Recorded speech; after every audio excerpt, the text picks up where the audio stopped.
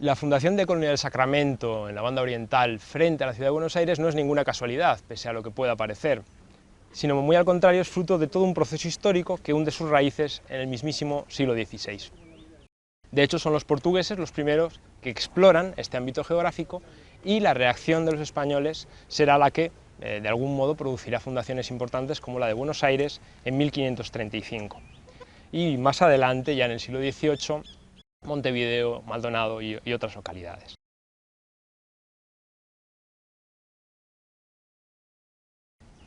Respecto a la fundación más concreta de Colonia del Sacramento a finales del siglo XVII, las causas inmediatas están relacionadas con ámbitos tan diversos como el ámbito político o el ámbito económico. Desde un punto de vista político, Portugal está reaccionando a la pérdida de colonias en las Indias Orientales a manos de los holandeses y expandiéndose en lo que considera, por otro lado, parte de su ámbito de influencia natural.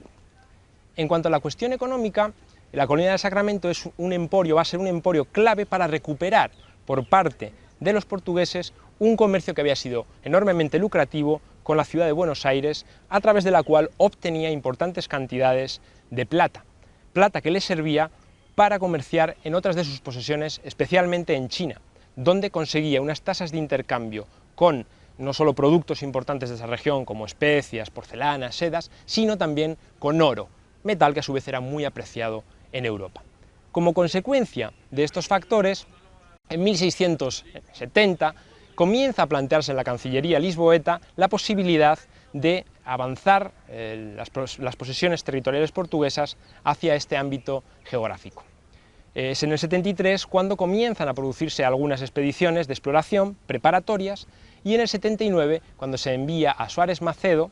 uno de los oficiales de Portugal en las colonias brasileñas, a instaurar una fundación, una colonia en la región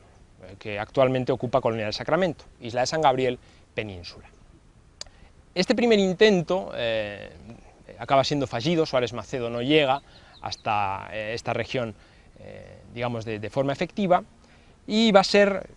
su intento retomado por Manuel Lobo, otro de los oficiales portugueses que sí, en 1680 va a llegar a estas aguas,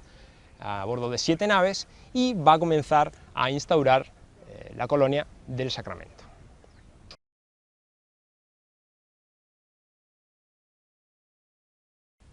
Lobo se sorprende a su llegada de la realidad que encuentra en Colonia del Sacramento, ya que los recursos naturales son más abundantes de lo que él espera y los materiales para la construcción, piedra, maderas, también son verdaderamente abundantes, así que describe en sus cartas al regente de Portugal esa prolífica naturaleza que se encuentra en la banda oriental de cara a la fundación de la Colonia del Sacramento. El sitio he hallado muy diferente de lo que se me decía, mas quiso Dios que fuese esta diferencia para mejor, porque cuando salí de Río de Janeiro vine con las noticias de que en él, ni en sus contornos, había una piedra, como también ni un árbol ni para leña, siendo muy al contrario porque, por supuesto que la porción de tierra firme que hasta ahora tenemos descubierta no tiene ningún monte, las 7 islas están todas cubiertas de arbolado y por la playa hay lo que basta para 10 pares de inviernos con la conducción de más o menos de distancia, y nos ha sido de grande utilidad, porque nos dio maderas para hacer nuestras cabañas en cuanto se hacen los cuarteles de la ciudadela. La piedra es mucha por la misma playa, y entre ella no faltan muy buenos pedernales, de que entendí necesitásemos mucho por no haberlos traído de ese reino. Como los pocos caballos que escaparon del viaje, que no pasan de 10, llegaron en miserable estado, no he podido descubrir la tierra adentro como yo quisiera, mas en lo poco que se ha visto, se juzga ser la tierra excelentísima y muy capaz de producir todas las frutas de Europa, y aunque no tiene montes, no es campiña tan vasta que no tenga sus altos y bajos, más de una calidad. En este sitio no hemos visto ningún ganado, habiendo en él muchos venados de pequeño cuerpo, mas de mejor gusto que los de ese reino. También hay bastante cantidad de perdices, que tienen el mismo gusto que las nuestras, siendo muy diferentes en el color y grandeza, porque son mayores que las palomas torcaces, y algunos pájaros también hemos visto que tienen la semejanza que las de Portugal, mas siempre con alguna diferencia. Por lo que hasta ahora hemos experimentado, el clima parece sano, aunque de muchos vientos por la altura en que está. El agua del río es muy buena.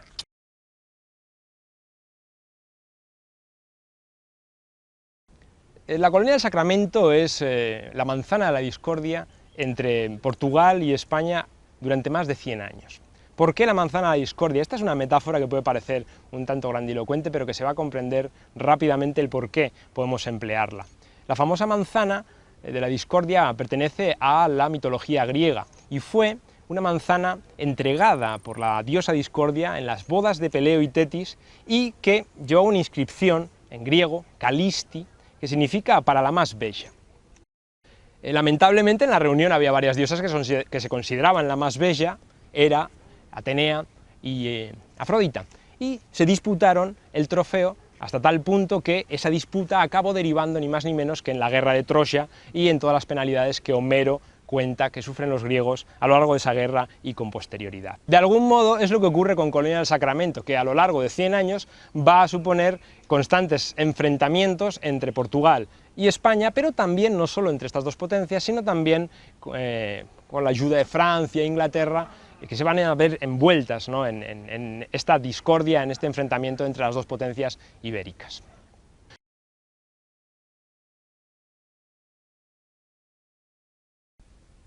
Es lógico que portugueses y españoles sintiesen discordia al respecto de la posesión de estos territorios, ya que ambos se consideraban con derecho a ello en base a la firma de un tratado que realmente se signó casi 200 años antes de la llegada de los portugueses a la banda oriental.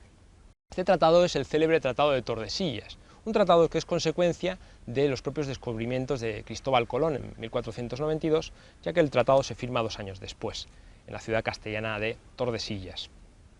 Por el tratado se estipulaba la división del mundo en áreas de influencia entre Portugal y España. Para ello se trazaba un meridiano norte-sur que dividía el globo en 2 mitades, al occidente del cual, de dicho meridiano, tendríamos el territorio de influencia de España y al este del cual tendríamos el territorio de Portugal. El punto exacto desde el cual se establecía la medición para trazar este meridiano eran las islas, el archipiélago de las islas de Cabo Verde, y la distancia que se utilizaban eran 300 leguas. El problema es que ni se establecía con claridad desde qué punto exacto de ese archipiélago se iniciaba la medición, si el centro, si la isla más occidental, si la isla más oriental, ni tampoco se aclaraba con demasiada precisión el tipo de legua, que era una medida de la época, que se empleaba. De modo que era muy difícil para los estadistas de la época calcular con exactitud a qué altura quedaba este meridiano, máxime si consideramos que con la tecnología del momento resultaba extremadamente complicado medir las longitudes. De este modo, tanto cartógrafos portugueses como españoles podían situar ese meridiano más a occidente o más a oriente en función de todas estas variables que hemos mencionado, haciendo que tanto unos como otros considerasen la banda oriental incluida en sus ámbitos de influencia.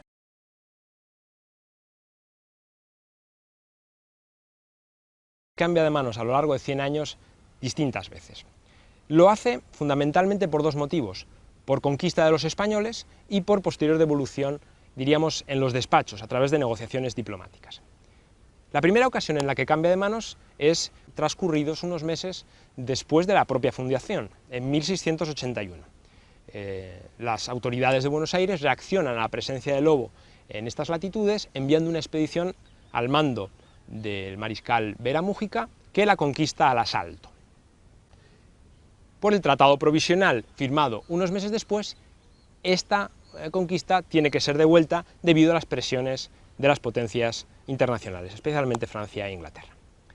En 1705, en el contexto de la Guerra de Sucesión Española, vuelve a ser conquistada por las armas, en este caso al mando de García Ros. Nuevamente, 10 años después, en 1715, es devuelta, de nuevo bajo las presiones de los ingleses y de los franceses. Una vez más, en 1762, la colonia es conquistada, en este caso bajo las tropas al mando de Pedro de Ceballos. Inmediatamente después, 1763, debe ser devuelta por las cláusulas del Tratado de París. Y finalmente, en 1777,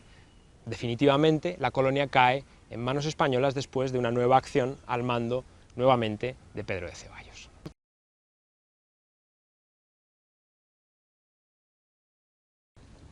Con respecto a los asedios españoles a la colonia del Sacramento, a excepción del primero, en el cual la ciudad es tomada al asalto y en el cual las fuentes portuguesas indican una crueldad extrema por parte de los indios guaraníes que se ensañan con los portugueses debido a esa enemistad tradicional que mantenían por culpa de las relaciones tirantes en las reducciones paraguayas, pero a excepción de ese, el resto de los sitios españoles de la colonia siguen un mismo patrón debido a la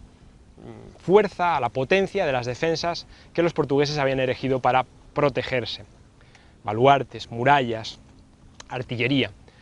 Estos asedios consistían en un progresivo acercamiento a las murallas a través de trincheras cubiertas normalmente por fajina para evitar ser molestados por los tiros de fusilería y artillería del enemigo. Una vez se aproximaba lo suficiente, las tropas españolas montaban diversas baterías con las cuales batir los muros de la que protegían la ciudad de cara a abrir brechas que pudiesen facilitar el acceso de las tropas al interior. En ningún caso de los asedios, ni siquiera en aquellos que fueron exitosos, fue necesario volver a realizar el asalto, ya que los portugueses una vez veían que se habían abierto las brechas, y este fue el caso de 1762 concretamente, el primer asedio que dirigió don Pedro de Ceballos. Una vez veían las brechas abiertas,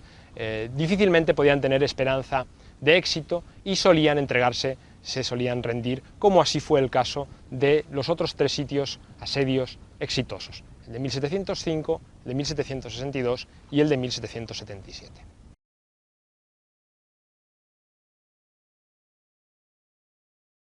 No solo hubo intentos de conseguir la colonia por medio de las armas, sino que también hubo intentos pacíficos. El ejemplo más claro fue la firma del Tratado de Límites en 1750. Esto fue posible gracias a que reinaba en España Fernando VI, que estaba casado con Bárbara de Braganza, una reina de origen portugués, que estaba especialmente interesada en procurar la amistad entre dos reinos que venían teniendo conflictos desde hacía más de 70 años. El Tratado de Límites estipulaba el intercambio de la colonia del Sacramento a cambio de un territorio amplio situado en la zona de las reducciones jesuíticas del Paraguay. Lo que en principio era un acuerdo entre dos estados se vino a complicar por la resistencia que primero los guaraníes y después los propios jesuitas que regían estas reducciones pusieron al cumplimiento de dicho pacto. Esto acabó produciendo una rebelión importante en la cual se dieron diversos enfrentamientos armados. El gobernador de Buenos Aires, José de Andoanegui, debió de realizar dos expediciones para conseguir apaciguar la región e intentar dar cumplimiento a dicho convenio. Entre tanto, las noticias habían llegado a España y se había enviado desde allí a un personaje que será capital para entender la historia de Colonia del Sacramento en las siguientes décadas: don Pedro de Ceballos, un militar español que había hecho méritos a lo largo de diversas décadas en guerras en Europa y que llegaba al Río de la Plata con una fuerza de más de 1000 soldados veteranos desde la metrópoli. Sin embargo, cuando llega don Pedro de Ceballos, la situación en las misiones ha sido calmada por estas expediciones del gobernador de Buenos Aires y tan solo tendrá que intentar organizar el traslado de los indígenas a sus nuevos establecimientos.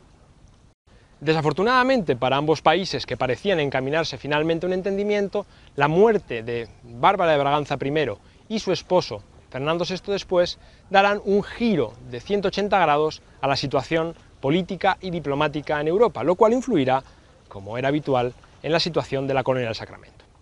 La llegada al trono del nuevo monarca español, Carlos III, hará que las prioridades de la corona sean muy otras en lo concerniente a este escenario, y se volverá a la beligerancia de antaño. Recordemos que don Pedro de Ceballos ya estaba situado en el Río de la Plata con esos 1000 hombres que había traído desde España,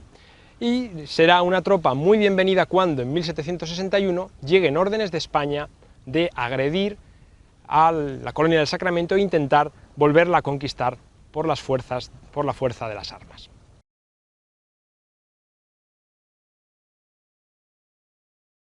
En el contexto de la guerra entre España e Inglaterra, se va a organizar en Londres una sociedad por acciones para realizar un ataque a Buenos Aires. Es curioso porque la iniciativa no va a ser una iniciativa gubernamental, sino una iniciativa, podríamos decir, empresarial. liderada por la Compañía de las Indias Orientales.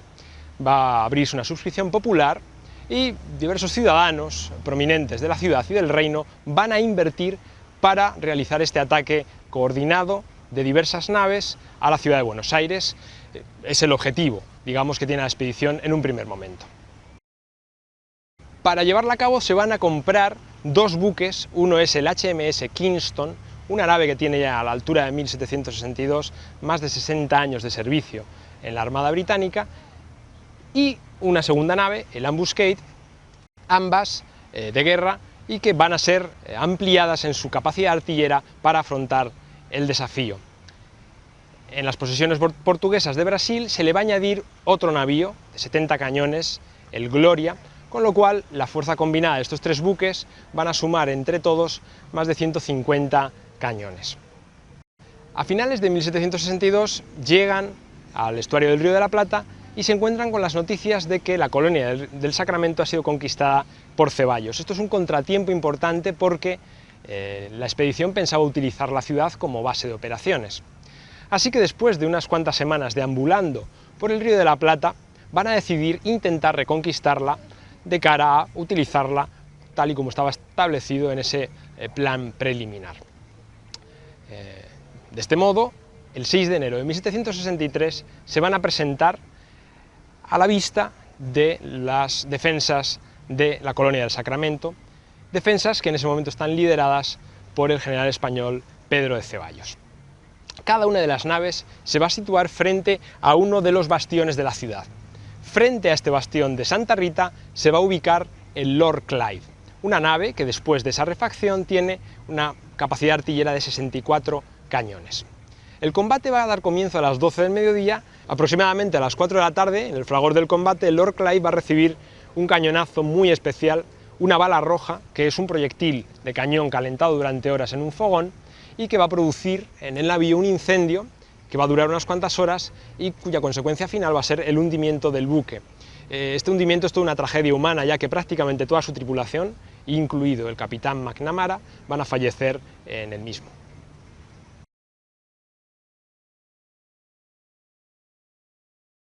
Sacramento como tema historiográfico tiene un impacto a nivel, podríamos decir, mundial. Trasciende con mucho el ámbito uruguayo, ya que estuvo en disputa durante más de 100 años entre portugueses y españoles, dos potencias europeas, pero también dentro de los intereses de la agenda de los ingleses y de los franceses. Por otro lado, con posterioridad, Uruguay, y dentro del país colonia, también fue disputado por otras naciones, Argentina, Brasil, de modo que Colonia entra en las historiografías de distintos países, no solo latinoamericanos y por supuesto no solo Uruguay, sino también europeos, lo que hace que su interés sea extremadamente amplio, digamos, desde un punto de vista geográfico. La perspectiva española con respecto a la historia de Colonia del Sacramento no puede dejar de ser la de reivindicar que Colonia del Sacramento estaba dentro del ámbito de influencia español, como la perspectiva portuguesa no puede dejar de ser la contraria, evidentemente. Desde una neutralidad o un intento de objetividad, lo que hay que destacar es que probablemente ambas partes o ninguna de las dos tenían razón, ya que, como hemos mencionado, el Tratado de Tordesillas, dadas sus limitaciones, era incapaz de decidir en qué ámbito de influencia caía exactamente la banda oriental y la colonia en concreto. Tampoco podemos olvidar, y esto sería, digamos, una cuestión más relacionada con la historia de Uruguay, que la fundación de Colonia del Sacramento es la causa última de la fundación de Montevideo, la capital actual del país, y con posterioridad de Maldonado. Así que, de algún modo, su creación debe ser también como un punto de salida, el disparador del nacimiento de la colonización occidental europea en la banda oriental.